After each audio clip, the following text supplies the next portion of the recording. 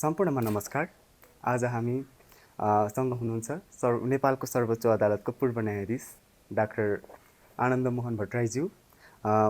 नेपालको न्यायिक इतिहासमा विशेष गरी वातावरणीय न्याय र प्रकृति संरक्षणमा यहाँको भूमिका निकै अहम रहेको छ, निकै धेरै रहेको छ। आज अन्तर्राष्ट्रिय वातावरण दिवसको अवसरमा हामी श्रीमानसँग उहाँको न्यायिक एक्सपिरियन्सेसहरू हैन, अन्य कानुनको विकास र नेपालको जलवायु परिवर्तनसँग सम्बन्धित विभिन्न समस्या, यसमा कसरी अब समाधानका उपायहरू भनेर समसामयिक विषयमा छलफल गर्नेछौँ। श्रीमान, यहाँलाई हाम्रो कार्यक्रम अफ द रेकर्डमा स्वागत छ। धन्यवाद व्हाइट हाउस कलेजका भाइ बहिनीहरू, तपाईहरू मेरो घरसम्म आएर म प्रति जिज्ञासा राखेर तपाईहरू आउनुभयो, त्यसको लागि म धन्यवाद दिन चाहन्छु। हजुर श्रीमान, सर्वोच्च अदालतको अदालतको लामो र व्यस्त न्यायिक जीवनबाट सेवानिवृत्त भएपछि यहाँको दिनहरू कसरी बित्दैछन्? सेवानिवृत्त भएपछि मैले सोचेँ मेरो यो 43 वर्षको न्यायिक यात्रामा मैले हासिल गरेको अनुभव नयाँ पुस्तामा मैले साट्नु पर्छ, सेयर गर्नु पाउनुपर्छ भन्ने मलाई लाग्यो। र यो करिब 2 वर्ष हुन थाल्यो। म चाहिँ विभिन्न कलेजमा विद्यार्थीहरूलाई ओरिएन्टेसन दिने, त्यसपछि जजेसहरूलाई, देश विदेशका जजेसहरूलाई पढाउने र अनि केही लेख्ने, वातावरणीय र जलवायु परिवर्तन न्यायसँग सम्बन्धित विषयमा लेख्ने, त्यस्तै संविधानको बारेमा लेख्ने, मानव अधिकारको बारेमा बोल्ने, यस्तै काम गरिरहेको छु। र काठमाडौँ युनिभर्सिटीमा स्कुल अफ लमा म भिजिटिङ प्रोफेसर पनि छु र त्यहाँ अन्यत्रभन्दा थोरै बढी इन्गेजमेन्ट छ मेरो। हजुर, र लामो समय अदालतको इजलासमा बसेर न्याय सम्पादन गर्दा र अहिले बाहिर बसेर समसामयिक विषयलाई हेर्दा कस्तो महसुस भइरहेको छ? अब यसले थोरै पर्सपेक्टिभ परिवर्तन हुन्छ। तथापि मलाई अहिले के लागिरहेछ भने हामीले अदालतमा बसेर जे गर्यौँ त्यो अझै बुझाउनु पर्ने रहेछ। हामीले जनसाधारणलाई, कानुनका विद्यार्थीलाई नै पनि हाम्रा कुराहरू राम्रोसँग बुझाउन सकेका रहेनछौँ। त्यसकारणले अदालतले जति कुरो गरेको छ, पहिलो त त्यो राम्रोसँग पुगेको छैन। त्यसबाहेक यो न्यायिक प्रक्रियाको बारेमा पनि धेरै कन्फ्युजन छ। मानिसलाई ओभरनाइट उपचार चाहिएको छ, तर कानुनको आफ्नो प्रक्रिया हुन्छ, प्रक्रिया नागेर त न्याय दिन सक्दैन अदालतले। त्यसकारणले बुझाइ चाहिँ फरक परेको देख्छु। अनि बाहिरबाट रिटायर भएपछि दोस्रो कुरा चाहिँ के भने जनताको प्रतिक्रिया मैले राम्रोसँग सुन्न पाउँछु र एउटा न्यायको उपभोक्ताको हैसियतले हेर्दाखेरि कस्तो देखिँदो रहेछ त मेरो संस्था भन्ने पनि अलिकति ज्ञान चाहिँ बढेर आउँछ।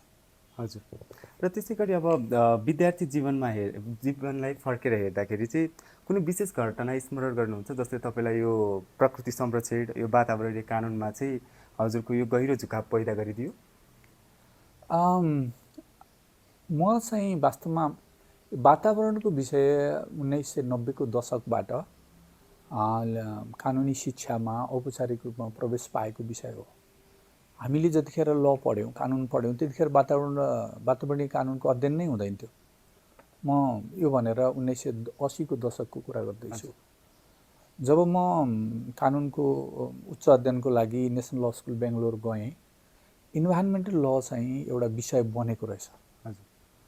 पढाइ हुने अन्डर ग्रेड लेभलमा र पोस्ट ग्रेजुएट लेभलमा पढाइ हुने, यो एकदम नौलो विषय थियो। म बिस्तारै त्यो नौलो विषयतर्फ तानिएँ। यद्यपि मेरो उच्च अध्ययनको विषय चाहिँ बिजनेस ल नै थियो, मास्टर्स इन बिजनेस ल थियो।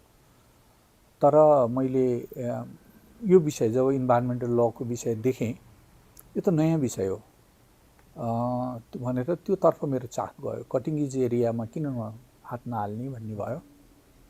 त्यो गर्नुमा दुईटा तीनटा कारण थिए।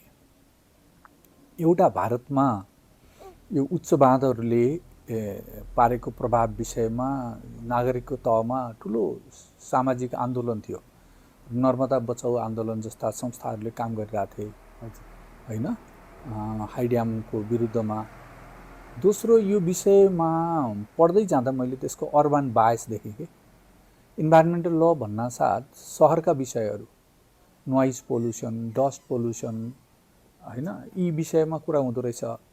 तर हामी त ग्रामीण परिवेशबाट आएका मानिसहरू, गाउँमा समस्या छैन त भन्दा एकदम गाउँमा पनि समस्या छ। जस्तो हाम्रा आमा दिदी बहिनीहरू अहिले त अलिकति परिवर्तन भएको छ, तथापि दाउराले खाना पकाउनुहुन्छ र घरभित्र खाना पकाउनुहुन्छ। इन हाउस पोल्युसनको समस्या त भयानक ठुलो समस्या छ नेपालमा। त्यसपछि वाटर बोर्न डिजिजेसहरूको समस्या एकदम ठुलो समस्या छ, मानिसहरू मरिरहेछन्, बाढी पहिरो भइरहेछ। अनि वन विनाश बिस्तारै बिस्तारै रोकिन थालेको थियो 90 को दशकमा। तथापि नेपालको बारेमा कुरा गर्दा मानिसहरू नेपालमा वन जङ्गल एकदमै नोक्सान भइरहेछ भनेर अन्तर्राष्ट्रिय क्षेत्रमा कुरा गर्थे। त्यसैले पनि यो विषयतर्फ मेरो ध्यान गयो। यो नेपालमा वातावरणीय कानुनको अभ्यास सुरुवाती चरणमा रहँदा चाहिँ यस विषयलाई चाहिँ अदालत वा समाजमा स्थापित गराउन चाहिँ कस्ता व्यवहारिक वा बौद्धिक चुनौतीहरूको सामना गर्नु परेको थियो? त्यो समयको सङ्घर्ष कस्तो थियो? अब यसलाई म मेरो अनुभवको आधारमा भन्दा म 3 तहबाट कुरा गर्छु। म जिल्ला न्यायाधीश हुँदा केही जस्तो सार्वजनिक गौचरको संरक्षणका मुद्दाहरू आउँथे। भिलेज कमन्स भनेर हामी इन्भाइरोमेन्ट लको ल्याङ्ग्वेजमा भन्छौँ। संरक्षणका मुद्दाहरू आउँथे, अतिक्रमणका मुद्दाहरू आउँथे, वन विनाशका मुद्दाहरू आउँथे। उच्च अदालतमा गएपछि, पुनरावेदन अदालत र उच्च अदालतमा मैले काम गरेको छु, त्यतिखेर केही अरू समस्याहरू, वातावरणीय समस्याहरू, अब रिट जुरिस्डिक्सन एक्सर्साइज गर्ने हुँदा ती समस्याहरू जस्तो पोखरीको संरक्षण आदि कुराहरू चाहिँ आए र अधिकारको संरक्षणका कुराहरू पनि आए। मानिसहरूमा अनि सर्वोच्चमा आइसकेपछि अलिकति पछिल्लो चरणको कुरा हो, त्यतिखेर त बाटो पक्रिसकेको थियो। सुरुमा वातावरण सम्बन्धी कानुनै थिएन, अदालतकै हस्तक्षेपले त्यो कानुन बनेको हो। र त्यसपछि चाहिँ बिस्तारै बिस्तारै अब नेपालले नितान्त नौलो बाटो समातेको त होइन। वातावरणीय न्यायको क्षेत्रमा दक्षिण एसियाका अदालतहरूले जुन मार्ग समाते त्यही मार्गबाट नेपालको अदालत हिँडेको हो। जस्तो हकदैयाको कुराहरूलाई व्यापक बनाउने होइन, त्यसपछि गएर आदेशहरू, निर्देशनात्मक आदेशहरू जारी गर्ने, कन्टिन्युइङ म्यान्डामसका कुराहरू, रिपोर्टहरू, एक्सपर्ट स्टडी रिपोर्टहरू लिने, यी सबै कामहरू अदालतले, हामीले जुन गऱ्यौँ, दक्षिण एसियाका अरू अदालतले पनि गरे। र मलाई लाग्छ दक्षिणी एसियामै एउटा मुभमेन्ट थियो इन्भाइरोमेन्टल जस्टिसको। त्यो मुभमेन्टमा नेपाली न्यायपालिकाले हातेमालो गरेर हिँड्यो। त्यो गर्दाखेरि एउटा समस्या चाहिँ के भने विकास र वातावरण सँगै जाँदैनन्, अदालत विकास विरोधी हो भन्ने खालको एउटा न्यारेटिभ सुरुबाट क्रिएट भयो। र अहिले पनि त्यो न्यारेटिभ मरेको छैन, अहिले पनि त्यो मरेको छैन। हामीले बुझाउनु, विकास र वातावरण सँगै जाने कुरा हो, सँगै लैजानुपर्ने कुरा हो। हाम्रो मुलुकको परिस्थितिले यो कुरालाई झन् ध्यान दिएर हेर्नुपर्छ भनेर चाहिँ बुझाउन अझै पनि बाँकी छ। र त्यसै गरी यो हजुरको यो लामो कानुनी करियरमा चाहिँ कर्पोरेट वा फौजदारी जस्ता थुप्रै विधा उपलब्ध थिए, तर ती विधा छोडेर तपाईँले वातावरणलाई नै आफ्नो प्राज्ञिक रुचि बनाउने मुख्य प्रेरणा कहाँबाट प्राप्त भयो? त्यो चाहिँ त होइन, त्यो चाहिँ होइन। अब काम गर्दै जाँदाखेरि के हुँदो थियो, मैले सर्वोच्च अदालतमा करिब करिब पौने 8 वर्ष काम गरेँ। काम गर्दा मैले वातावरणको मात्रै मुद्दा हेरेको छैन। हाम्रा अदालतहरू जेनरल जुरिस्डिक्सन कोर्ट हुन्, तलका अदालत पनि सर्वोच्च अदालत पनि। मैले अन्य थुप्रै विषयमा चाहिँ फैसलाहरू गरेछु। जस्तो ट्याक्स लमा मेरा फैसलाहरू छन्। एनसेलको मुद्दा, पहिलो मुद्दा मैले मसहितको इजलासले फैसला गरेको हो। त्यसपछि अर्को ट्याक्स लको एफपिओ र बिजनेस पर्चेस गेनवाला अर्को केस छ ठुलो संवैधानिक इजलासको, त्यो पनि मैले गरेको छु। संविधानका इस्युजहरूमा पनि मैले फैसला गरेको छु म नै अथर भएर। थुप्रै पैसाले गरेको छु। तर लोकले मलाई खुसी नै लाग्छ यो कुरा, लोकले मलाई चाहिँ यो वातावरण क्षेत्रको न्यायाधीश हो, यो क्लाइमेट चेन्जको न्यायाधीश हो भनेर बुझ्छ। मलाई ठिकै नै लाग्छ त्यसले चाहिँ मलाई भित्र मनको प्यारो विषय चाहिँ यो हो मेरो। तर मैले काम चाहिँ धेरै एरियामा गरेको छु। र अब हामी त भर्खर प्रथम वर्षमा अध्ययनरत छौँ। हामीले त अब अहिले वातावरण सम्बन्धी कानुनहरू पनि पढ्न भ्याइसकेका छैनौँ। अब हामी जस्ता सुरुवातकर्ताहरूका लागि चाहिँ वातावरणीय कानुन भनेको वास्तवमा के हो र यसले कसरी काम गर्छ भनेर एकदमै सरल रूपमा भनिदिनुहोस् न। धन्यवाद। म यो वास्तवमा यो कुरा तपाईँहरूले चाख राखेर आउनुभयो, त्यसको लागि पनि तपाईँहरूलाई धन्यवाद दिन चाहन्छु। यो वास्तवमा हाम्रो मुलुकको परिस्थिति बुझ्ने कुरा हो। यो हामी कस्तो रिजनमा छौँ होइन। पहिलो त हामी ल्यान्डलक छौँ, दोस्रो हामी हिमालयन स्टेट हौँ। हिमालयन स्टेट भएको कारणले हाम्रा चुनौतीहरू धेरै छन्। प्राकृतिक चुनौती छन्, आर्थिक चुनौती छन्, ठुलो औद्योगिकरण यो मुलुकमा हुँदैन, तर सर्टेन एडभान्टेजेसहरू पनि छन्। जस्तो अहिले तपाईँ हेर्नुहुन्छ नेपालमा टुरिस्टहरू एकदम धेरै आइरहेछन् होइन। हामी अलि शीतलो देश भएर होला नि त होइन। यो पनि एउटा वातावरणको एउटा आयाम हो। र मूलत तपाईँहरू जब सुरुवात गरिराख्नु भएको छ, पहिलो त नेपालको संविधान बुझ्नुपर्छ। किनभने हाम्रो सबभन्दा ठुलो कानुन त संविधानै हो। हाम्रो संविधानको अभिमुखीकरण के हो? हाम्रो संविधानको अभिमुखीकरण चाहिँ एकदम बेरोकटोक प्राकृतिक स्रोतको चाहिँ उत्खनन गर्ने, खालि आर्थिक मूल्यलाई मात्रै विचार गरेर विकासका कामहरू गर्दै जाने हो कि हाम्रो मुलुकको परिस्थितिलाई हेरेर हामीले एउटा चाहिँ सतर्कता अपनाउँदै हिँड्ने कुरा हो होइन। यो कुरा चाहिँ संविधानले कसरी लेखेको छ यो कुरा बुझ्नु जरुरी छ। मैले हिजो पनि बारका साथीहरूलाई भन्दै थिएँ, म यो दोहोऱ्याइ भनिरहेको छु। हाम्रो संविधानको मूल अभिमुखीकरण संरक्षण हो, कन्जर्भेसन। जस्तो संविधानमै धारा 52 तिर परेछ, पर्यावरणीय दिगो विकास भनेर संविधानले भनेको छ। अर्थात् हाम्रो विकासको मूल मन्त्र के हो त भन्दा पर्यावरणीय दिगो विकास, इन्भाइरोमेन्टली सस्टेनेबल डेभलपमेन्ट। सस्टेनेबल डेभलपमेन्टले अब डेभलपमेन्टको एस्पेक्टलाई छोड भनेको त होइन नि। कन्जम्सन सस्टेनेबल हुनु पर्यो होइन। प्रोटेक्सन र कन्जर्भेसन फरक चिज हो। प्रोटेक्सन भन्यो भने तपाईँले केही पनि युज गर्नुहुन्न। कन्जर्भेसनमा त्यो सस्टेनेबल युज चाहिँ सक्षम हुन्छ र अनि त्यसबाट आउने बेनिफिट दिगो रूपमा इकोलोजिकल कन्सिडरेसनलाई हेर, इकोसिस्टम इन्टिग्रिटीलाई राम्रोसँग विचार गर र प्रिकसनरी प्रिन्सिपल चाहिँ तिमीले विचार गर है। प्रिकसनरी प्रिन्सिपल को कुरा के हो भने साइन्टिफिक डिटर्मिनेसन, साइन्टिफिक फ्याक्टहरूले कुनै कुरा निश्चित रूपमा भनेको छैनन् तापनि जब नोक्सानीको एउटा चाहिँ परिस्थिति देखिन्छ, त्यो फोर्सिएबल छ र भने त्यतिखेर चाहिँ प्रिभेन्सनको साइडमा काम गर है, जथाभावी काम नगर भनेको हो। अहिले क्लाइमेट चेन्जले गर्दा त्यो कुरालाई एकदम झन गहिरोसँग बुझ्न हामीलाई चाहिँ जरुरी भएको छ। उदाहरणको लागि अब वनको कुरा गरौँ होइन। वन पहिला हामीले के भन्यौँ भने सबै राष्ट्रहरूले के भन्यो भने वन भनेको राष्ट्रिय मुद्दा हो है। यो देशको अरू अन्य प्राकृतिक स्रोत जस्तै वन पनि देशले आफूले जे चाहन्छ त्यही गर्ने विषय हो भनेर भने। तर अहिले त त्यस्तो भएन। वन त राष्ट्रिय मुद्दा मात्रै भएन, अहिले त पेरिस एग्रिमेन्ट पछि त यो त ग्लोबल इस्यु बन्यो। किन वनको रिलेसन जैविक विविधतासँग छ, वनको रिलेसन यो वातावरणीय स्वास्थ्यसँग सम्बन्धित छ। धारा 30 ले गएर के भनेको छ भने स्वच्छ तथा स्वस्थ वातावरण को हक हुनेछ भनेको छ नि। स्वच्छ भनेको क्लिन, स्वस्थ भनेको हेल्दी।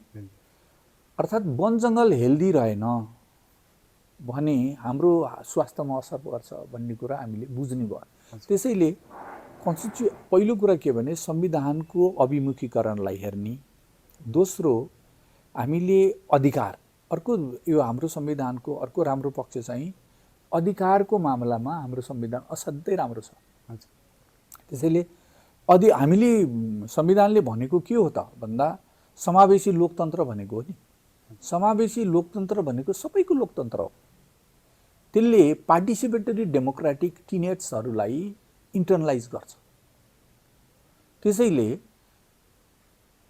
विकास भन्नासाथ हामीले बुझ्नु, मैले भन्ने पनि गर्छु, UN declaration on right to development छ 1986 को। त्यसले के भन्छ भने development is a comprehensive socio economic and cultural process which allows people to participate in decision making and benefit sharing। अर्थात् यो भने यो परिभाषालाई मात्र तपाईले उल्था गर्नुभयो भने के भने विकास भनेको त प्रोजेक्ट होइन रहेछ, विकास भनेको त प्रोसेस पो रहेछ त। त्यो प्रोसेसमा जनताको सहभागिता हुन्छ र जनताले यो मेरो लागि उपयुक्त विकास हो भनेर भने राज्यले त्यसलाई मान्नुपर्छ। अर्थात् भुइँ सतहबाट विकासका कुराहरू चाहनालाई हामीले रिफ्लेक्ट गर्दै, मुलुकले रिफ्लेक्ट गर्दै गयो भने विकास दिगो हुन्छ। त्यसैले दिगो विकासको कुरा गर्दा एकदम लोकतान्त्रिक आयामलाई हामीले बिर्सन हुँदैन। त्यसैले कानुनका विद्यार्थीहरूले पहिलो त संविधान राम्रोसँग बुझ्नु पर्यो, संविधानको ओरिएन्टेसन राम्रोसँग बुझ्नु पर्यो, संविधानमा किन राइट राखिए, किन डिरेक्टिभ प्रिन्सिपल्सहरू राखिए, राइट र डिरेक्टिभ प्रिन्सिपल्सहरूको रिलेसन के हो, त्यसले स्टेटलाई के पोलिसी डिरेक्टिभ्स दिन्छ, हैन, स्टेटले के गर्नुपर्ने। हिजो मात्रै हामी पर्यटन ऐनको कुरा गर्दै थियौँ, हैन, अस्ति म फरेस्टमै कुरा गर्दै थिएँ। हाम्रो फरेस्ट चाहिँ 46% भयो, तर हामी अहिले पनि विदेशबाट काठ आयात गरिरहेछौँ। त्यो प्रोडक्सन र त्यो अवेलेबिलिटी र प्रोडक्सनको बिचमा ग्याप छ, ठुलो ग्याप छ भनेर देखाइरहेको थियो। त्यतिखेर कुरा आयो, जङ्गल बेचेर संसारमा कुन देश धनी भएको छ र? जङ्गल बेचेर देशहरू धनी भएका छैनन्। फिनल्यान्डको, नर्वेको कुरा आउँछ, उनीहरू जङ्गल बेचेर धनी भएका होइनन्, जङ्गल जोगाएर धनी भएका हुन्। हामीले जङ्गल जोगाउँदाखेरि कि मानिसहरू पहाडमा रहन सक्छन्। हाम्रो अदालतले पनि भन्यो नि, हामीले अरू साउथ दक्षिण एसियाको अरू अदालतले भनेको छैन, जुन नेपालको अदालतले भन्यो। हामीले पेमेन्ट फर इकोसिस्टम सर्भिस भन्ने एउटा सिद्धान्त छ, यो इन्टरनेसनली रेकग्नाइज प्रिन्सिपल हो। तर हामीले अब कोर्ट प्रोसेसमा यसलाई अपरेसनलाइज गऱ्यौँ। उदाहरणको लागि अप्पर कर्णालीको केसमा, त्यो हाइड्रो पावर डेभलपमेन्टको केस हो, त्यतिखेर हामीले के भन्यौँ भने कर्णालीको जुन जलाधार छ, त्यो जलाधारमा मानिसहरू हजार वर्षदेखि बसिरहेका छन्, होइन। त्यस मानेमा कर्णाली त नदी मात्र रहेनछ नि त, कर्णाली त त्यहाँको सभ्यता हो। कर्णाली नदी कर्णाली सभ्यताको अभिन्न अङ्ग हो र कर्णालीलाई कल बग्ने गरेर तल पठाउनुमा त्यो वाटरसेडका जनताको चाहिँ योगदान छ। उनीहरू पहिलो त्यहाँ बसे, टेरेस फार्मिङ गरे, होइन, टारी खेत, बारी खेत बनाए नि त उनीहरूले, होइन। त्यसपछि बारीको छेउछाउमा गएर उनीहरूले बोट बिरुवा रोपे, फलफुल खेती गरिरहेछन्, सामुदायिक जङ्गललाई जोगाइरहेछन् र अनि त्यसैले हाम्रा पहाडहरू स्टेबल भएका हुन्। मानिसहरूको बुझाइ के छ भने मानिसहरूले पहाडमा नोक्सान गरे, होइन, त्यो गलत कुरा हो। मानिसहरू हिमालयका पहाडहरूमा मानिस बस्दैनथे भने हिमालय सिस्टममा एकदम ठुलो नोक्सानी हुन्थ्यो, अझ ठुलो नोक्सानी हुन्थ्यो। उदाहरणले प्रष्ट गरौँ, तपाईहरूको ग्रामीण पृष्ठभूमि होला, हामी आफ्नै गाउँ सम्झौँ, सानो पहिरो गयो, होइन, त्यो पहिरो रोक्नलाई सबभन्दा पहिले कसले काम गर्छ? गाउँकै हाम्रै आमा, दाजुभाइ, दिदीबहिनीहरूले काम गर्ने हो नि। लगेर बाँस रोप्छन्, रुख रोप्छन्, छाँदबाँध गर्छन्। त्यो सरकारले गर्ने भनेको त 1-2 वर्षपछि धेरै ठुलो क्षय भएपछि मात्रै सरकार पुग्छ। यदि ती मानिसहरू त्यहाँ थिएनन् भने त्यो भूक्षय बढेर गएर अरू नोक्सान हुन्थ्यो। त्यस कारणले उनीहरूले गरेको जुन योगदान छ त्यसमा हामी दुईटा कुरा विचार गर्छ। एउटा the very fact that these people are there, यो एउटा कन्ट्रिब्युसन हो। अहिले गाउँमा बस्दिनु नै पनि हाम्रो इकोसिस्टमको स्टेबिलिटीको लागि एउटा योगदान हो। दोस्रो, उसले जो काम दैनन्दिन गरिरहेको छ उसलाई थाहा छैन मैले यो त सरकारलाई योगदान गरिरहेको छु थाहै छैन, तर गरेको छ। राष्ट्रिय उत्पादनमा उसको योगदान छ परोक्ष रूपमा। त्योलाई तिमीहरूले फ्याक्टरिङ गरिदेऊ र त्यो उनीहरूले गरेको योगदानलाई विचार गरेर upper Karnali hydro power project बनेपछि जुन रेभिन्यू जेनेरेट हुन्छ त्यसको सर्टेन पर्सेन्ट स्थानीय तहमा, जलाधारका मानिसहरूमा स्थानीय तह मार्फत शिक्षामा, स्वास्थ्यमा, कटेज इन्डस्ट्रीमा पैसा लगाइदियो सालिँदा। This is what we said from the supreme court. यस्तो कुराहरू हामीले नेपालको सन्दर्भलाई विचार गरेर अदालतले यस्ता नोबल स्ट्राटेजिजहरू चाहिँ अपनाएको छ। त्यस्तो पनि यी कुराहरू पनि तपाईहरुले बुझ्नु जरुरी छ। योभन्दा अगाडि चाहिँ हामीले यहाँको रिटायर्ड जीवन कस्तो चल्दैछ, यहाँको अनुभवहरूको बारेमा कुरा गऱ्यौँ। अब चाहिँ हामी यहाँको फैसलाको बारेमा, यहाँले गरेको ल्यान्डमार्क केसेसको बारेमा अलिअलि त्यस्तो धेरै हामीले फर्स्ट इयर सेकेन्ड इयरको स्टुडेन्ट भइराख्दाखेरि त्यति धेरै इन्भाइरोमेन्टल लको बारेमा त्यति धेरै हामीलाई ज्ञान त छैन, तर पनि अलिकति इन्टरनेटमा यसो सर्च गरेर अलिअलि जति सक्दो जान्ने इच्छा गरेको थियो। अनि त्योबाट चाहिँ हामीले के थाहा पाएको थियौँ भने यहाँले चुरे क्षेत्रको त्यो जुन केस थियो त्यहाँ त्यसलाई रोक्नको लागि चाहिँ तपाईको बेन्चबाट फैसला भएको भनेर सुनेको थियौँ, त्यसको बारेमा अलिकति भनिदिनु। धन्यवाद। अब सर्वोच्च अदालतले वातावरणीय न्यायको क्षेत्रमा गरेको एउटा ठुलो काम चुरे क्षेत्रको संरक्षण हो। चुरे हाम्रो नेपालीहरूको जिन्दगीसँग एकदमै जोडिएको विषय हो। किनभने पहिलो त यो हिमालय सिस्टमको सबभन्दा दक्षिणको एउटा पहाड हो हैन, भनिन्छ southern outpost of the Himalaya system भनिन्छ। दोस्रो, चुरे एकदम फ्रजाइल छ, त्यसमा हार्ड रकहरू छैन हैन, कङ्ग्लोमरेट सोइलहरू अनि यस्तो खालको लुज सोइलहरू त्यस्तो छ चुरेमा। तपाईहरु यदि हेटौँडाबाट वीरगञ्जतर्फ जानुभएको छ भने त्यो रातमाटोबाट तल लागेपछि तपाईले देख्नुहुन्छ चुरेको क्रस सेक्सन पहिरोले एकदमै काटेको देख्नु, सियर डाइसेक्सन देख्नुहुन्छ त्यहाँ। अनि त्यो चुरे कस्तो रहेछ भनेर थाहा पाउनुहुन्छ। चुरे किन पनि महत्त्वपूर्ण छ भने देशको यसले 36 वटा जिल्लामा चुरे फैलिएको छ। कुनै जिल्लामा यो 80% सम्म पनि छ, 80-85% पनि। जस्तो दाङ हैन, उदयपुर, यिनीहरूमा चुरे धेरै छ। कुनै जिल्लामा थोरै छ, तर 36 वटा जिल्लामा छ। अर्को चुरे के हो भने पश्चिमबाट पूर्व फैलिएको छ, तर नेपालमा मात्रै चुरे छैन। चुरे चाहिँ उत्तराञ्चलमा पनि चुरे छ हैन। अनि नेपालमा कोशीभन्दा पूर्व सानो सानो हुँदै जान्छ, अलि क्षयीकरण चाहिँ धेरै, भूक्षय धेरै छ, तर त्यो दार्जिलिङतिर, सिक्किमतिर डुवर्स हुँदै फेरि आसामतिर पनि जान्छ चुरे। त्यसैले यो एकदम हिमालयन सिस्टमको असाध्यै ठुलो आउटपोस्ट हो। दोस्रो, हामीले विचार गर्नुपर्ने कुरा के भने चुरेको दक्षिणमा 52-53% जनताहरू बस्छन्। अर्थात् नेपालीहरू, बहुसंख्यक नेपालीहरू चुरेभन्दा दक्षिणमा बस्छन् र चुरेबाट एकदमै प्रभावित छन्। तेस्रो, हामीले विचार गर्ने कुरा के हो भने चुरेलाई 164 वटा रिभर सिस्टमले कि त काट्छन् चुरेलाई, कि चाहिँ चुरेबाट ओरिजिन हुन्छ। चुरे त तराईको लाइफ लाइन हो त्यो मानेमा है। त्यसैले पनि चुरेलाई एकदमै विचार गर्नुपर्छ, हामीले संरक्षणको हिसाबले धेरै नै विचार गर्नुपर्छ। चौथो, चुरेको महाभारत पहाड श्रृङ्खलासँग लिङ्केज छ। चुरेको उत्तरमा सानसाना भ्यालिजहरू छन् हैन, चुरे जस्तो ठुल्ठुला भ्यालीको कुरा गर्नु भने चितवन एउटा भ्याली हो होइन, दाङ एउटा भ्याली हो, उदयपुर एउटा भ्याली हो, तिनवटा। जस्तो उतातिर गएर दुन इन्डियातिर पनि देहरादुन चुरे र महाभारत बिचको भ्याली हो, त्यहाँ एकदम ठुलो जनसङ्ख्या छ।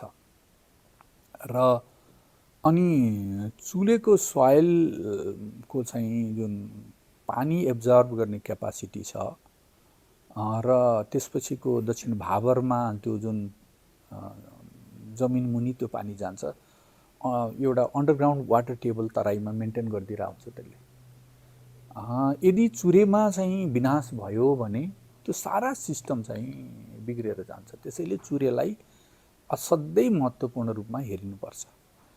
यो रिट निवेदन आउँदाखेरि त्यति धेरै गहिरो स्टडी भएर आएको थिएन, तर अब संयोगले म पनि एउटा न्यायाधीश थिएँ त्यहाँ र यो विषयलाई मैले गहिरोसँग हेरिरहेकै थिएँ।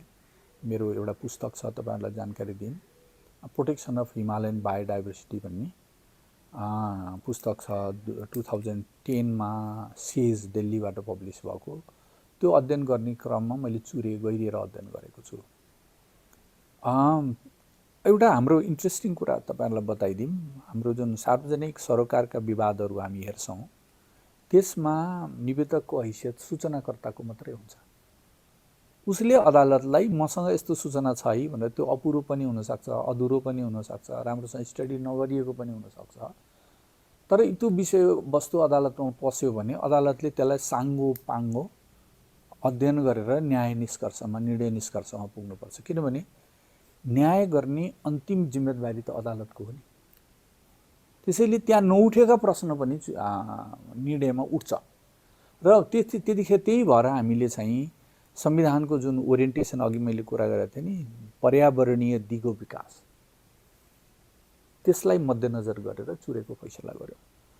कन्ट्राडिक्सन के थियो त त्यो केसमा भने, इमिडिएटली आएको चाहिँ अर्थमन्त्रीको बजेट भाषणमा के भनियो भने चुरे क्षेत्रको ढुङ्गा गिटी बालुवा, चुरे क्षेत्र भन्ने शब्द चाहिँ प्रयोग गरिएन, तर ढुङ्गा गिटी बालुवा निष्कासन इन्डिया निकासी गरेर हाम्रो इन्डियासँगको ट्रेड डेफिसिट जो छ त्यसलाई मिट गर्ने भनेर लेखियो।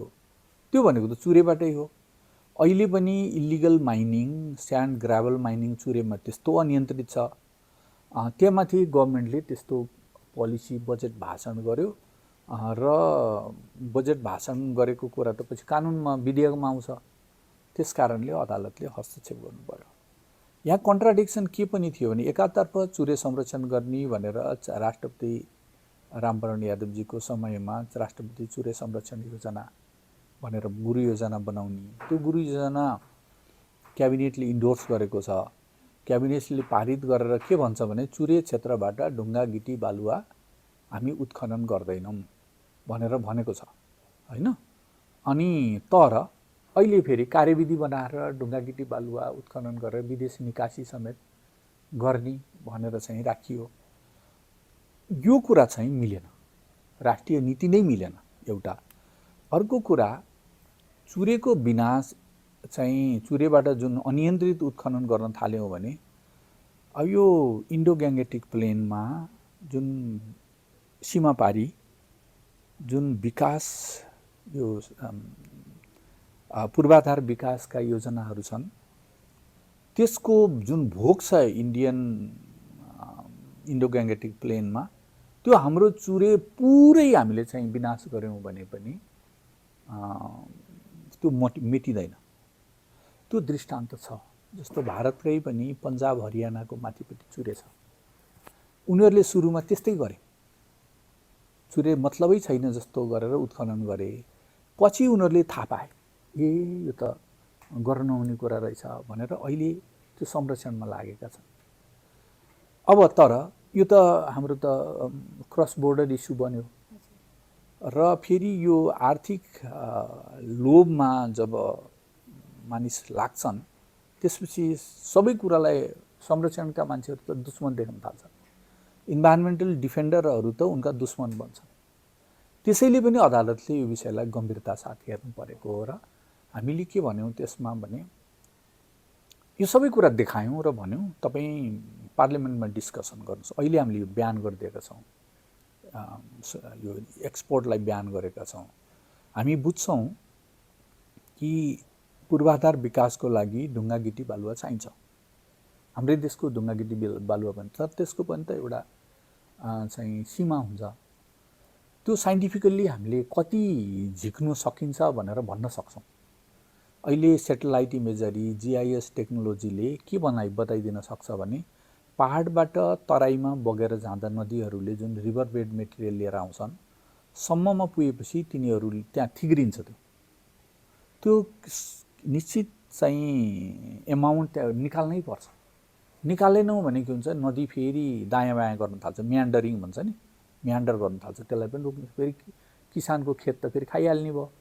त्यसैले यो ब्यालेन्स कसरी गर्न सक्छौँ भन्दा एउटा साइन्टिफिक कमिटी बनायौँ हामीले, र चाहिँ त्यसले स्टडी गरेर गभर्मेन्टलाई रिपोर्ट दियोस् र त्यो रिपोर्टको आधारमा काम गर। त्यसको लागि ल ल्याऊ, हाम्रो लागि कानुन चाहियो सङ्घीय। अब किनभने वातावरणको विषय पार्टली स्थानीय तहको छ, संविधानको अनुसूचीहरू हेर्नुभयो भने पार्टली स्टेटको छ, पार्टली सङ्घीय छ।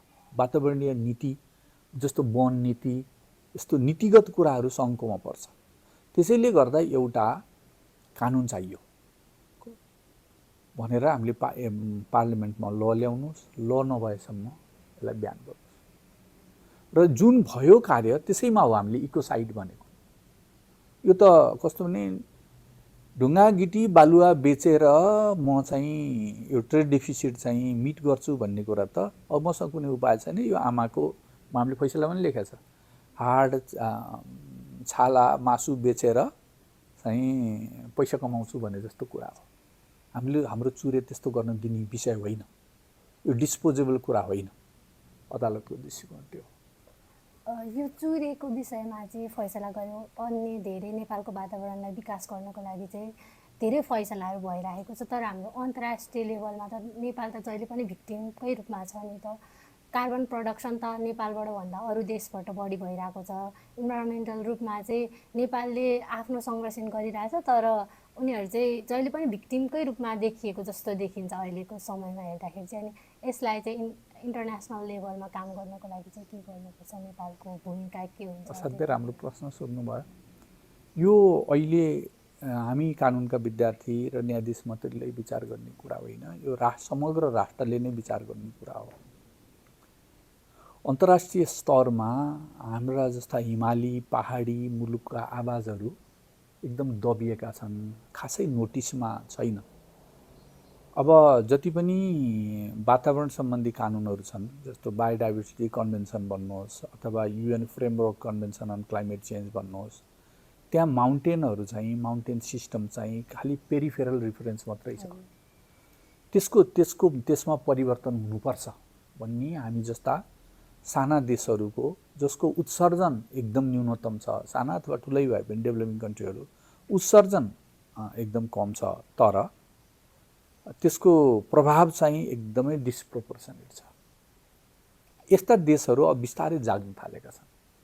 UN सिस्टम अन्तर्गत सस्टेनेबल माउन्टेन डेभलपमेन्ट भन्ने एउटा एजेन्डाले UN सिस्टममा प्रवेश भएको छ।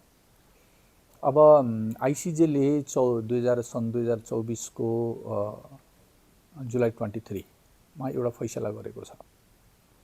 त्यसले धेरै सिद्धान्तहरू यो भल्नरेबिलिटीलाई लिएर धेरै सिद्धान्तहरू कायम गरेको छ। त्यसले राम्रो, तपाईहरुले भोलि पढ्दै जानु होला कि त्यसले कस्टमरी इन्टरनेसनल लमा कस्टमरी इन्टरनेसनल ल र ट्रिटी ल दुईटा हाँगा छन् हैन। ट्रिटी ल उदाहरणको लागि पेरिस एग्रिमेन्ट ट्रिटी ल भयो, UN framework convention on climate change treaty law भयो, ICCPR के भयो ट्रिटी ल भयो।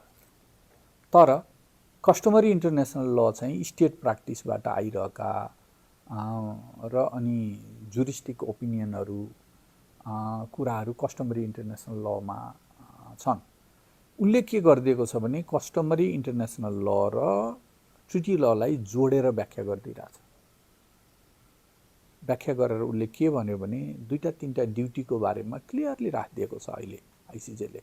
एउटा duty to prevent harm to other countries हैन, यो हरेक स्टेटको यो आधारभूत ड्युटी हो भन्न। दोस्रो के भने ड्युटी टु कोअपरेट। वातावरणीय समस्या आयो, जलवायु परिवर्तनका समस्या आयो, एउटा राष्ट्रले अर्को राष्ट्रलाई कोअपरेट गर्नुपर्छ र अझ व्याख्या गर्दै गर्दै गर्दै गएर अदालत त के भन्यो भने तिमीहरूले रिपारेसन पनि दिनुपर्छ, त्यहाँसम्म पनि पुगेको छ। अब हामीले जलवायु परिवर्तनको सन्धिको हामी पक्ष हौँ होइन। हामीहरूले चाहिँ प्रत्येक 5 वर्षको साइकलमा एनडिसी पेश गर्छौँ है, नेसनल्ली डिटरमाइन्ड कमिटमेन्ट। हामीले 5 वर्षमा जुन क्लाइमेट गोल छ उसको आर्टिकल 2 बाट डिटरमाइन भएको त्यसलाई मिट गर्ने गरी हामीले एनडिसी पेश गर्छौँ।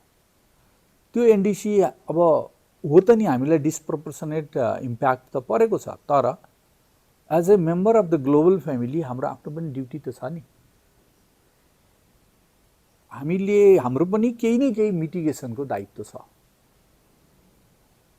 त्यो दायित्व हामीले स्वीकार गरेका छौँ। त्यसपछि यो भल्नरेबिलिटीलाई लिएर हामीले मिटिगेसन र एडेप्टेसनका पनि कुरा छन्। एडेप्टेसनको एक्सन प्लानहरू बनाउनु पर्यो, हामीलाई यति पैसा चाहिन्छ भन्नु पर्यो। जस्तो अहिले कार्बन क्रेडिटमा नेपालले अलिअलि फाइदा लिइरहेछ नि, त्यसैले यो नयाँ ग्रिन इकोनोमीतिर हामी जानु पर्यो। यी कामहरू हामीले गर्नुपर्ने छ र साथै न्यायको विषयलाई हामीले अन्तर्राष्ट्रिय स्तरमा बाइलेटरल तहमा उठाइराख्नु पर्ने छ। यो अनवरत पहिला त रुल अफ लको कुरा एकदम लामो अभियान हो। तपाईँहरू कानुनको विद्यार्थीले बुझ्नुहोस्, रुल अफ ल एक दिनमा स्थापित हुँदैन, एक वर्षमा स्थापित हुँदैन, दशकौँ लाग्छ, 20औँ वर्ष लाग्छ है। मानिसको जिन्दगी नै रुल अफ ल इस्टाब्लिस गर्नलाई बित्नु छ। इन्टरनेसनल रुल अफ ल पनि त्यही हो, इन्टरनेसनल इन्भाइरोमेन्टल रुल अफ ल पनि त्यस्तै हो। त्यसैले यो अनवरत प्रयासमा हामीहरू लाग्नुपर्ने छ। तपाईँले श्रीमानले हजुरले अघि पनि भन्नुभयो कि नेपालले नै एउटा बलियो कानुन बनाउनुपर्छ, बलियो कानुन बनायो भने मात्रै अब अन्तर्राष्ट्रिय स्तरमा पनि उसले आफ्नो स्ट्रङ पोइन्ट राख्न सक्ने भयो, आफ्नो पक्षमा उभिन सक्ने भयो। अनि त्यसको लागि चाहिँ तपाईँको सजेसन भनौँ या अब मेरो सजेसन भन्दा पनि सर्वोच्च अदालतले एउटा सजेसन गभर्मेन्टलाई आदेश दिएको छ। पदमबहादुर श्रेष्ठले हाल्नुभएको एउटा मुद्दामा क्लाइमेट चेन्जको सन्दर्भमा स्ट्यान्ड एलोन ल ल्याऊ भनेर उसले चाहिँ एउटा आदेश गरेको छ। अब अहिले त्यो आदेश गरेको केही वर्ष भइ नै सक्यो। त्यसपछि अलिकति संशोधन त गर्यो वातावरण संरक्षण कानुनमा होइन। 2टा च्याप्टर परेको छ त्यहाँ। जलवायु परिवर्तनको एउटा च्याप्टर छ, अर्को ह्याजर्डस वेस्टमा पनि एउटा च्याप्टर छ। तर त्यसले अहिलेका सबै आवश्यकताहरू र हाम्रो राष्ट्रले अन्तर्राष्ट्रिय समुदाय समक्ष म यो दायित्व निभाउँछु भनेर गुड फेथ फुलफिलमेन्टको लागि जुन कमिट गरेको छ त्यो समेतलाई विचार गरेर र विशेषतः अहिलेको यो पेरिस के अरे आइसिजेको एडभाइजरी ओपिनियन आएपछि त्यसले भनेका सिद्धान्तहरूलाई कार्यान्वयनमा लैजानको लागि जुन कानुन बनाउनु पर्ने छ त्यो चाहिँ एकदमै कम्प्रिहेन्सिभ कानुन बनाउनु पर्ने अवस्था छ। सुप्रिम कोर्टले भनेकै छ उनीहरूले चाहिँ सरकारले यसमा हेर्नुपर्ने छ दायित्व। अहिलेसम्म सर्वोच्च अदालतको चाहिँ नेपालमा वातावरणीय कानुन जुन त्यो रामशाहको पालादेखि सुरु भएर अहिलेसम्म आइराख्दाखेरि चाहिँ सर्वोच्च अदालतको भूमिका चाहिँ कस्तो छ? प्रोग्रेसिभ त हामीले देखि नै रहेछौँ फैसलाबाट पनि, तर तपाईँको व्यक्तिगत अब तपाईँले राम्रै भन्नुभयो, प्रोग्रेसिभ छ। तर अब हाम्रो जुन कानुनी संरचना छ त्यो भित्र त्यसभित्र बसेर हेर्दाखेरि चाहिँ सर्वोच्च अदालतले सबै कुरो गर्न सक्दैन। यसलाई सहयोग चाहिन्छ। सहयोग कोबाट चाहिन्छ त भन्दा पहिलो त कानुनका विद्यार्थीबाट चाहियो। तपाईहरुले सर्वोच्च अदालतले कुन कन्टेक्स्टमा के कुरो भन्यो, यो कुरो ठिक भयो कि भएन भनेर विवेचना गर्नु पर्यो, केस ल राम्रोसँग पढ्नु पर्यो। दोस्रो, तपाईहरुले वातावरणको मुद्दालाई पब्लिक डिबेटमा लैजानु पर्यो। जलवायु परिवर्तनका मुद्दाहरूलाई पब्लिक डिबेटमा लैजानु पर्यो। जस्तो तपाईहरु अहिले म्यागजिन निकाल्न खोज्नु भएको छ, यो एउटा राइट स्टेप हो। लार्जर कम्युनिटीमा यो कुरा पुग्छ। तेस्रो, तपाईहरु फ्युचरको तपाईहरु चाहिँ लेजिस्लेचर पनि हुन सक्नुहुन्छ नि त, हैन? अहिले त युवा पुस्ताले देश हाँकेको समय हो। त्यसकारणले गर्दा तपाईहरुको कुरा सुन्छ राष्ट्रले सुन्नुपर्छ। मुलुकले नयाँ सुरुवात गरेको छ, यो सुरुवात चाहिँ एकदम ओपन माइन्डेड भएर अगाडि बढ्न जरुरत छ राष्ट्रले। त्यसकारणले हामीले वातावरणको विषयलाई अनवरत उठाउने, सर्वोच्च अदालतले गरेको कामलाई राइट कन्टेक्स्टमा बुझ्ने, कतिपय अवस्थामा चाहिँ बेन्चको गठनले गर्दाखेरि पनि कहिले कहिले जुन तहसम्म हामीले फैसला गर्नुपर्ने थियो त्यो तहसम्म फैसला नगरेको पनि हुनसक्छ। त्यतिखेर सप्लिमेन्टरी सुटहरू ल्याउने अब आयो होइन। त्यसपछि सर्वोच्च अदालतको फैसलाको बेसिसमा सरकारसँग पोलिसी डायलग गर्ने, लबिङ गर्ने, जस्तो ह्युमन राइटमा र इन्भाइरोमेन्टमा एकदमै कोर्टको जुन पेरिफेरी छ त्योभन्दा बाहिर निस्केर पोलिसी लबिङ गर्नुपर्छ। उदाहरणको लागि अहिले संसदमा पर्यटन ऐन पेश भइरहेछ होइन।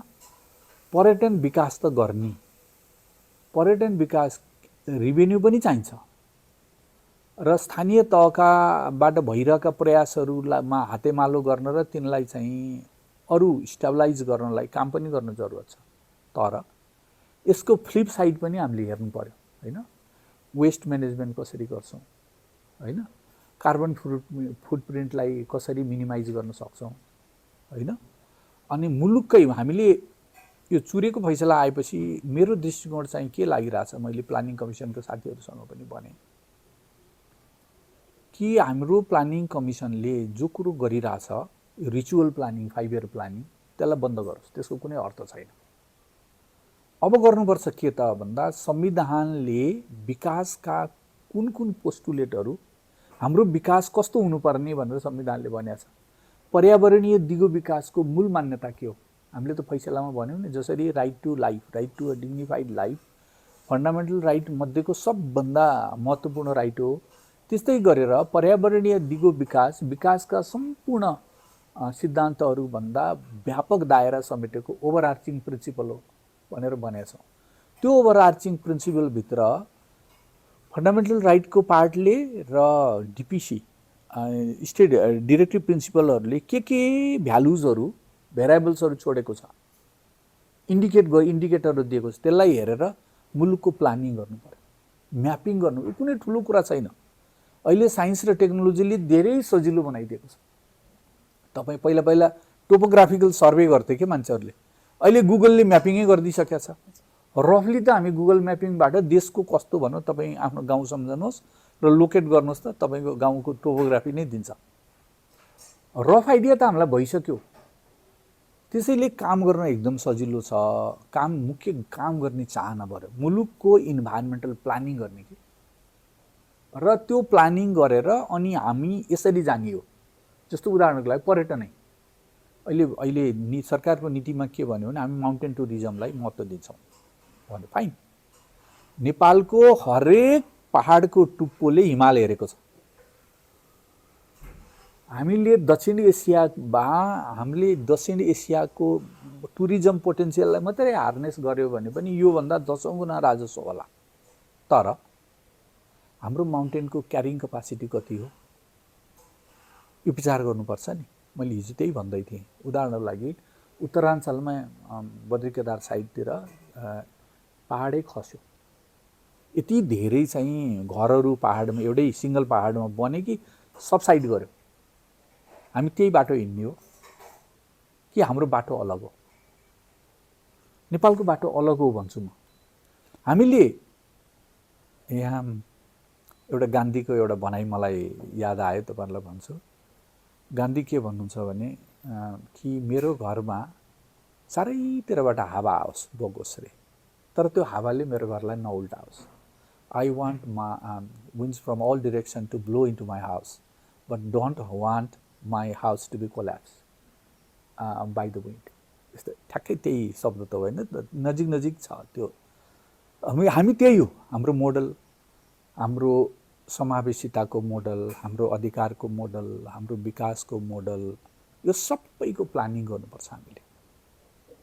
अधिकारहरू 3 वर्षभित्र कानुन बनाउने त भन्यौँ त नि। कानुन बनाएर सकिन्छ त यात्रा? म 2 दिन पहिला यो दलित सांसदहरूलाई सँग कुरा गर्दै इन्टरेक्सन गर्दै थिएँ। दलितको अधिकारमा पनि मैले केही फैसलाहरू गरेको छु है। त मोस्ट इलेबोरेटली चाहिँ दलितको अधिकार चाहिँ संविधानमा लेखिएको छ। त सकियो त कुरा। अधिकार त त्यतिखेर अर्थपूर्ण हुन्छ जब मान्छेले रियलाइज गर्न पाउँछ नि।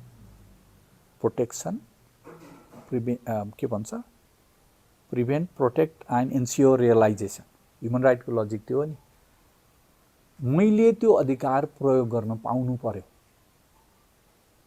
त्यो र त्यसमा जति पनि विघ्न बाधा छन् त्यो हटाउँदै जानु पर्यो। यो मुलुकको प्लानिङमा आउनुपर्छ र त्यसमा बजेटिङ गर्नुपर्छ। यस्तो खालको एउटा फ्रेमवर्क हाम्रो प्लानिङ कमिसनले बनाइदियो भने अनि जुन अदालतलाई भन्छ नि विकास विरोधी भन्ने कुरै आउँदैन कि।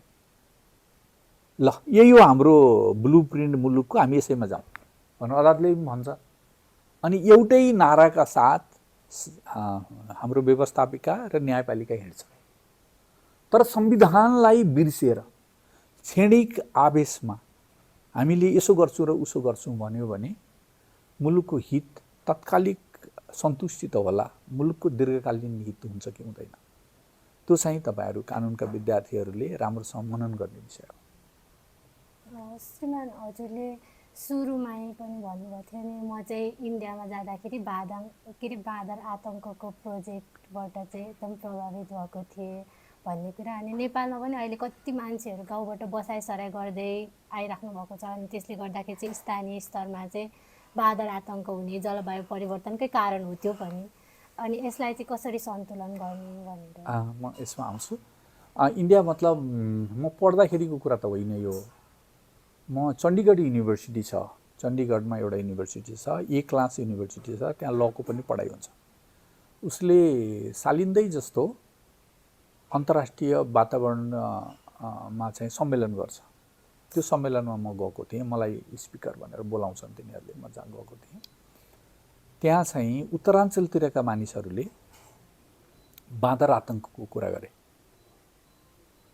र पछि मैले त्यो कुरो कन्फर्म गरेँ। जस्तो चिफ जस्टिस चन्द्रचूड यहाँ आउनुभएको थियो, म रिटायर हुनुभन्दा पहिलेको कुरा, जुनतिर आउनुभएको थियो 24मा।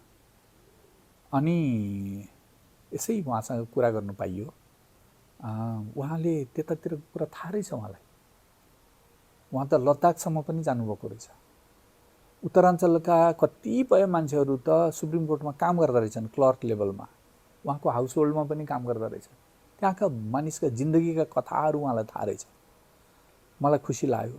हामी कहाँ अहिले बाँदर आतङ्क देशैभरिको छ होइन।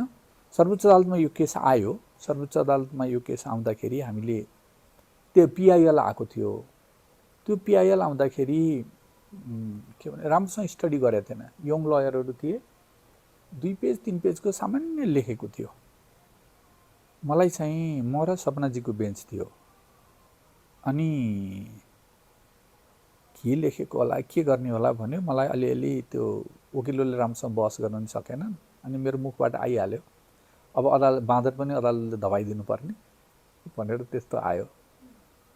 अनि वकिलहरूले राम्रोसँग जवाफ दिन सकेनन्। तर पछाडि एउटा अगुवा किसान बसेको रहेछ। अगुवा किसानले के भन्यो भने सर्वोच्च अदालतको कुर्सीमा बसेर त्यो केस कानुन पत्रिकामा रिपोर्टेड पनि छ, ठाकुर प्रसाद सुवेदी विरुद्ध अब सरकार। उहाँले के भन्नुभयो भने सर्वोच्च अदालतको कुर्सीमा बसेर किसानको पीडा के थाहा पाउने भन्नुभयो उहाँले। हाम्रो लागि त त्यो एकदम झन्झनाउने प्रश्न थियो कि होइन। अनि मैले के भने म पनि किसानै हुँ। वास्तवमा मेरो चाइल्डहुड चाहिँ एकदम कृषक परिवारमा बित्या छ। हाई स्कुलसम्म त म खेती किसानीमै गर्थेँ।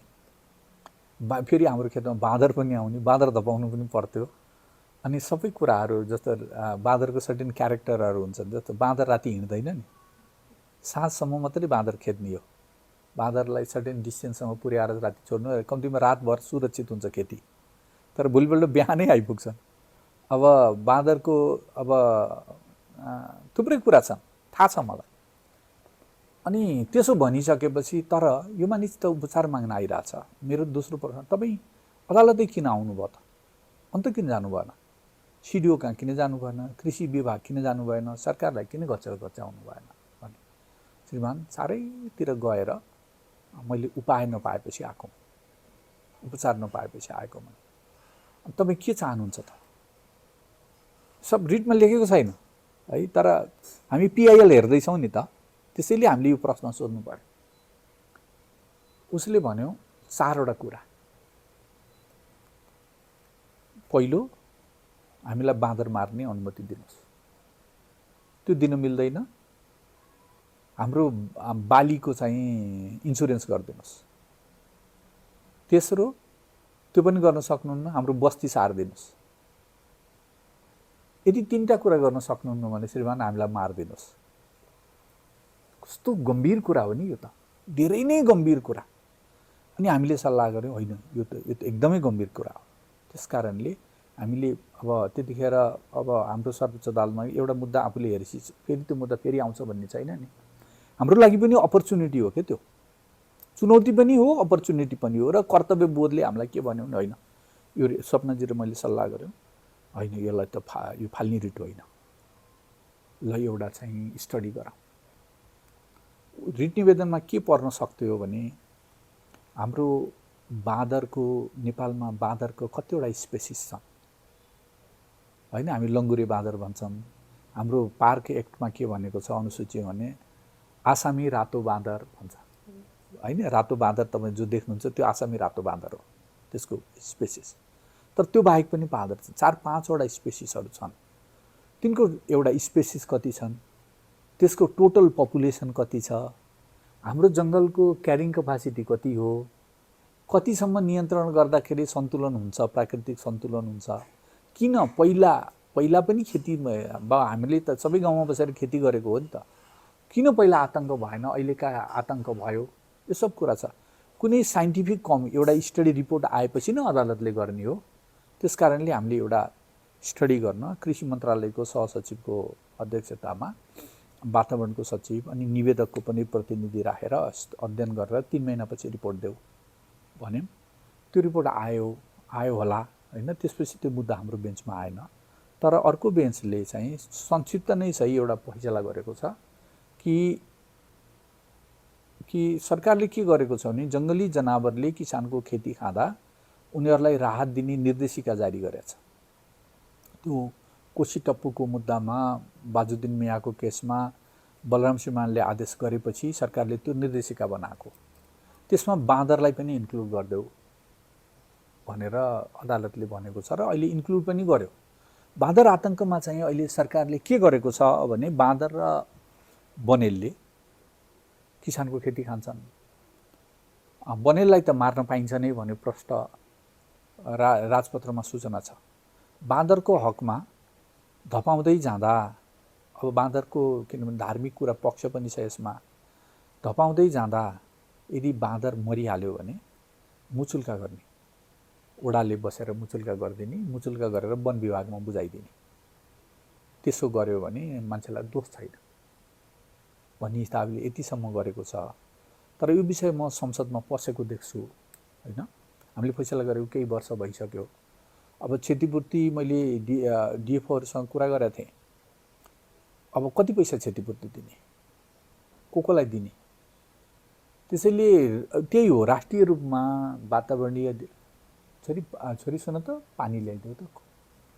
अनि वातावरणीय रूपमा चाहिँ कस्तो खालको ल्यान्डस्केप प्लानिङ हुँदाखेरि, लङ टर्म प्लानिङ हुँदाखेरि हामी वातावरणीय दिगो विकासका सिद्धान्तहरूलाई चाहिँ हामीले आत्मसात गर्छौँ भन्ने कुरो प्लानिङमा हाल्नु पर्यो।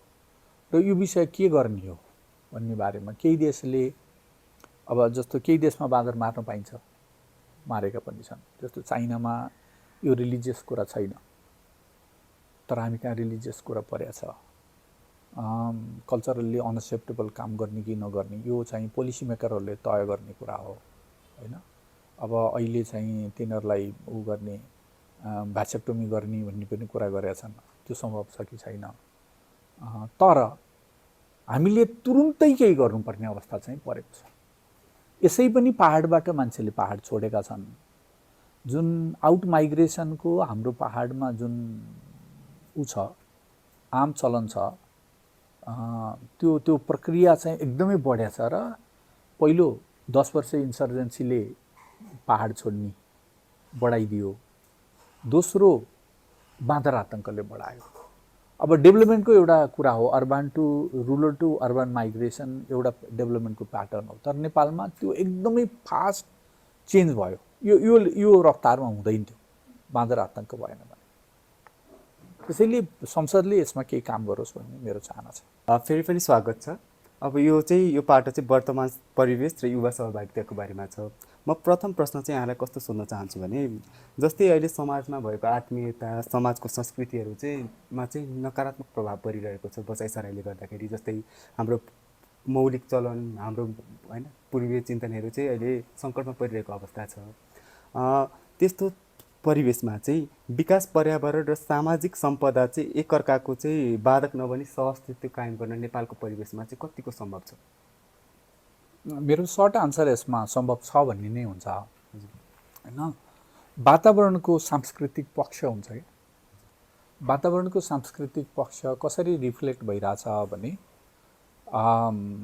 परम्परागत ज्ञान, सिप होइन, जसलाई ट्रेडिसनल नलेज भन्छौँ नि हामीले, त्यसलाई पनि जगेर्ना गर्नुपर्छ भन्ने वातावरणीय कानुनको एउटा पक्ष हो। उदाहरणको लागि बायोडाइभर्सिटी कन्भेन्सनको आर्टिकल 10 जस्तो लाग्छ मलाई। बायोडाइभर्सिटी कन्भेन्सनमा आर्टिकल 10 मा हुन सक्छ।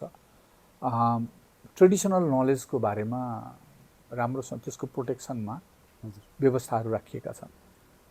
राष्ट्रिय कानुनमा पनि हामीले सांस्कृतिक अधिकारहरूलाई त मौलिक अधिकारको रूपमा स्वीकार गरेका छौँ र हाम्रो संविधानले नै समावेशी लोकतन्त्र भन्यो कि समावेशी लोकतन्त्र भनेको सहभागितामूलक लोकतन्त्र हो। त्यसको अर्थ समुदाय लड्ने भन्ने होइन, समुदाय मिल्ने, छलफल गर्ने र जुन भ्यालुजहरू छन्, जुन आधुनिक भ्यालुजहरू छन्, पुराना भ्यालुजहरूलाई पनि समयानुकूल परिवर्तन गर्दै जाने, जुन भ्यालुजहरू जसले सब्जुगेसन होइन, जातको आधारमा, वर्गको आधारमा कसैलाई उच्चो कसैलाई निचो देखाउने, त्यस्तो त अहिलेको ती त इरिलिभेन्ट कन्सिडरेसन हो।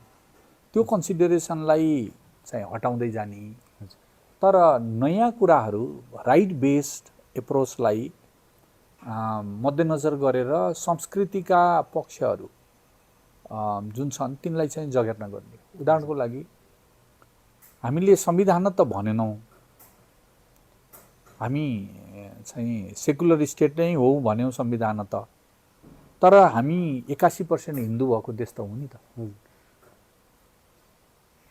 81% हिन्दू छन्, अरू धार्मिक सम्प्रदायका पनि मानिसहरू छन् भने त्यो सोसल हार्मोनी हामी कसरी कायम गर्छौँ, यी चाहिँ हाम्रो अहिलेको पनि डिबेट हो, जसमा हामीले भाग लिनुपर्छ भन्ने मलाई लाग्छ र यो सम्भव छ। अब त्यसै गरी अब हामी जस्ता अब नवयुवा पुस्ता जुन कानुनका विद्यार्थीहरू छौँ, हामीले चाहिँ वातावरणीय कानुन र क्लाइमेट एक्टिभिजममा चाहिँ लाग्नलाई चाहन्छौँ भने चाहिँ कलेज स्तरबाट चाहिँ कस्तो तयारी गर्ने, वास्तविक परिवर्तन कसरी ल्याउन सकिएला? एकदमै ल्याउन सकिन्छ होइन। हामीले काम गर्नु नै पर्ने छ, कामहरू धेरै भएका छैनन्। मलाई खुसी लागेको छ कि व्हाइट हाउसमा चाहिँ यो जलवायु परिवर्तनमा राम्रो ज्ञान भएका प्रोफेसर हुनुहुन्छ, प्रज्वल विक्रम राणा, तपाईँहरूसँग हातेमालो गर्नुहुन्छ, उहाँको अरू कलेजमा पनि उहाँको उपस्थिति देखिरहेको छु म। अब मूलत के भने परिवर्तन कसरी भइरहेछ र हामीले मिटिगेसनमा नेपालले धेरै काम नसक्ला, तर एडेप्टेसनमा हामीले काम गर्नुपर्ने हुन्छ। जस्तो उदाहरणको लागि पहिरो गयो, त्यो पहिरोले जुन माटो खस्यो अथवा चट्टान खस्यो, हामी त्यहीँ लगेर टाँस्न त सक्दैनौँ नि त, असम्भव। तर त्यो पहिरोले अथवा बाढीले प्रभावित जनता, जसको खेत बग्यो, जसको घर बग्यो, त्यसमा त तिनीहरू समक्ष त हामी तुरुन्तै पुग्नु पर्यो नि हाम्रो स्टेट। र उनीहरूलाई रिसेटल गराउनु पर्यो, रिहेबिलिटेट गराउनु पर्यो। उनीहरूको बच्चाको, किनभने आवाससँग थुप्रै अधिकारहरू जोडिन्छन्। आवाससँग जोडिएको अधिकार, पहिलो त right to a dignified life, त्यही नै जोडिहाल्यो। एजुकेसन जोडियो है, अनि त्यसपछि गएर कृषि जोडियो, थुप्रै अधिकारहरू जोडिन जान्छन्। खाद्य सुरक्षाको अधिकार जोडियो। त्यसैले हामीले एडप्टेसनमा काम गर्नुपर्ने छ। एडप्टेसनमा काम गर्ने सन्दर्भमा हामीले एन्टिसिपेट पनि गर्नुपर्छ। हाम्रो लाइभलीहुड के छ, जस्तो अहिले हिउँ पहिरोको कुरा छ नि, हिउँ पहिरोको कुरा, हिउँ पहिरो आउने परिस्थिति छ भने त्यसलाई कसरी प्रिभेन्ट गर्न सक्छौँ? पुरै स्टडी गरेर प्रिभेन्टिभ मेजरहरू लिनु पर्यो नि, होइन? त्यो भयो भने, अथवा त्यो हिउँ पहिरो अर्को देशमा छ, त्यो हिमताल चाहिँ अर्को देशमा छ भने उसलाई इन्फर्म गर्नु पर्यो। उदाहरणको लागि रसुवामा पोहोर साल जुन बाढी आएन, ल्यान्द्रे खोला भन्छ, त्यसको हिमताल चीनमा छ, तिब्बतमा छ। हामी त तिब्बत जान त सक्दैनौँ, तर चीन सरकारले आफ्नो हिमताल लाई सही हालतमा त राख्नु पर्यो नि त। उसको ड्युटी टु कोअपरेट भित्र पनि पर्यो, duty to prevent harm to the climate system त्यो भित्र पनि उसको दायित्व बन्यो। त्यस कारणले उसले इन्फर्मेसन सेयरिङ गर्नुपर्छ, उसले प्रिभेन्सन गर्नुपर्छ। त्यसपछि गएर यहाँ नेपालमा भएको नोक्सानलाई पनि उसले तिर्नुपर्छ, रिपारेसन मेजरमा पनि उसको कोअपरेसन हुनुपर्छ। यस्ता कुराहरू हामीले विशेष विचार गर्नुपर्छ। अर्को हामीले लको विद्यार्थीहरूले विचार गर्ने अर्को कुरा के पनि हो भने, हामी यो एक्जिस्टिङ सिस्टमबाट कसरी फाइदा लिन सक्छौँ। जस्तो इको टुरिज्मको कुरा छ नि त अहिले। इको टुरिज्म त राम्रो कुरा हो। जतिखेर हामीले इको टुरिज्मको कुरा गऱ्यौँ त्यतिखेर चाहिँ भुटानले पनि इको टुरिज्मको कुरा गरिरहेको थियो। भुटानले forest 2/3 of its land cover should be forest भनेको छ उसको कन्स्टिट्युसनमै। हामीले पनि एप्रोप्रिएट ल्यान्ड कभर भन्यौँ। हाम्रो ड्राफ्ट कन्स्टिट्युसनमा हामीले पनि भनेका थियौँ 2/3। पछि डिबेट हुँदै जाँदा होइन यो पर्सेन्ट चाहिँ नलेखौँ, तर हामी अब 45-46% भनेको राम्रै फरेस्ट कभर भएको देश हौँ, बढ्दो पनि छ। र अब अहिले मानिसहरूले पहाड छोडेपछि फेरि त्यो जुन खेतबारी थिए ती खेतबारीमा पनि जङ्गल उम्रिरहेछ, आफै पनि उम्रिरहेछ।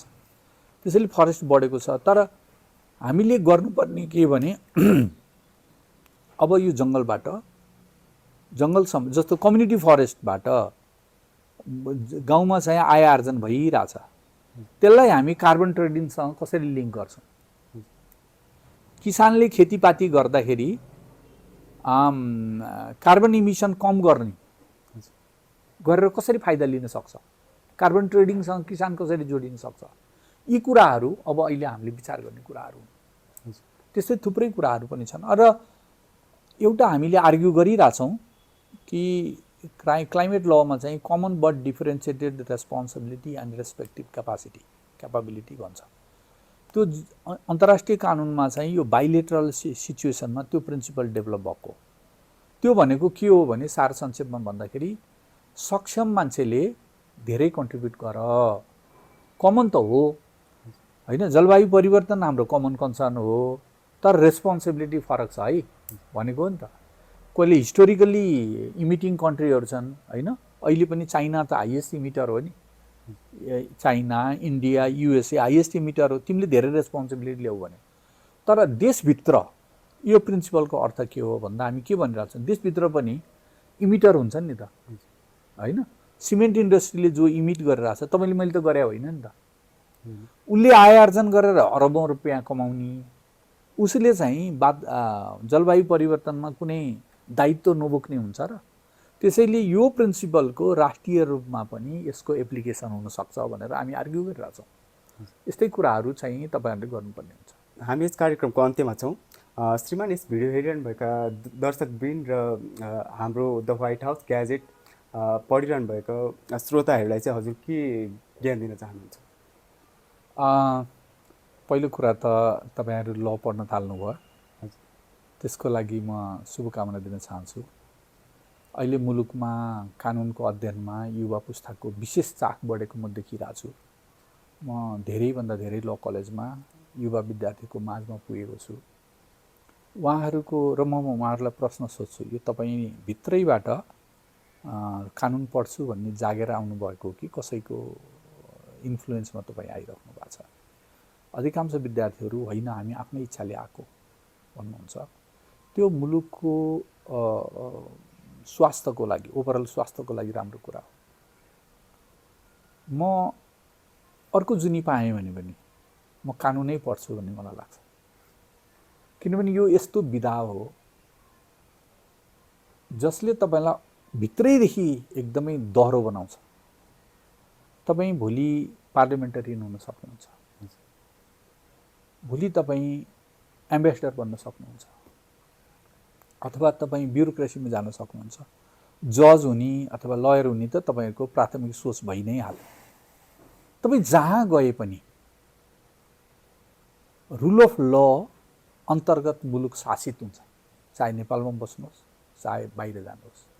अहिले त विश्व सानो छ।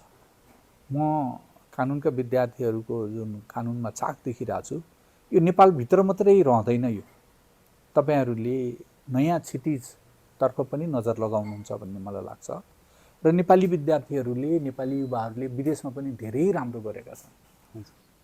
उहाँहरू कानुनका प्राध्यापक हुनुभएको छ, विदेशमा वकालत पनि गर्नुभएको छ, पोलिसी एडभाइजर पनि हुनुभएको छ। त्यसैले अब तपाईँहरूको मैले एकदम उज्जवल भविष्य देख्छु। कुरा यति मात्रै हो कि तपाईँहरू क्रिएटिभ हुनु जरुरत छ। यो पढाइलाई अनवरत राख्नुपर्छ। पढाइ कहिल्यै अन्त्य हुँदैन। तपाईँ भोलि ग्रेजुएट हुनुभयो भने पनि त्यो अन्त्य हुने कुरै होइन, तपाईँको त नयाँ सुरुवात हुनेछ। र अर्को लेभलमा गएर तपाईँ कानुन पढ्नुहुन्छ। फेरि कानुन मात्रै विषय होइन, कानुन त तपाईँ अर्को विषयसँग मिसाएर नि पढ्नुहुन्छ। कति साथीहरूको साइन्टिफिक ब्याकग्राउन्ड छ, जस्तो आइपी लमा उसले राम्रो गर्छ होइन। त्यसपछि गएर कसैको सोसल साइन्सको ब्याकग्राउन्ड हुन्छ, त्यसलाई चाख राख्छ, उसले सामाजिक क्षेत्रमा हात हाल्ला। ह्युमन राइट त हाम्रो जिन्दगीसँग यसरी जोडिएको विषय हो कि हामी कहिले पनि बिर्सन सक्दैनौँ। हामी कसरी सही किसिमको मानिस हुन्छौँ र एउटा उन्नत मानिस हुन्छौँ भन्ने विधा हो त्यो। र त्यो विभेद, उत्पीडन र अपहेलना जति सजिलोसँग कानुनको विद्यार्थीले बुझ्छ त्यो अरूले बुझ्दैन। त्यसैले तपाईँसँग यस्तो टुल्सहरू ग्रेजुएट हुँदासम्म तपाईँसँग यति धेरै टुल्सहरू हुन्छन् कि तपाईँले त्यसलाई युज गर्न थालिहाल्नुहुन्छ। त्यसैले म तपाईँहरूको भविष्य एकदम उज्जवल देख्छु। र कानुनको अध्ययनलाई गम्भीरता साथ लिनुहोस्। हामीले विद्यार्थी हुँदाको भन्दा अहिलेको परिस्थिति फरक छ। उदाहरणको लागि हामीले विदेशको कानुन हेर्न पाउँदैनथ्यौँ, हामीले विदेशका फैसला पनि हेर्न पाउँदैनथ्यौँ होइन। अहिले त फैसला, जुनसुकै अदालतको फैसला पनि तपाईँहरू तुरुन्तै आफ्नो मोबाइलमा आइहाल्छ होइन। त्यसैले आफूलाई डाइभर्सिफाई गर्नुहोस् र आफ्नो भित्र हृदयले के गर्छु भन्छ त्यो आफ्नो हृदयको बोली पछ्याउँदै जानुहोस्, त्यसको सन्देश पछ्याउँदै जानुहोस्। तपाईँहरूको भविष्य उज्जवल छ। म तपाईँहरूलाई शुभकामना दिन चाहन्छु।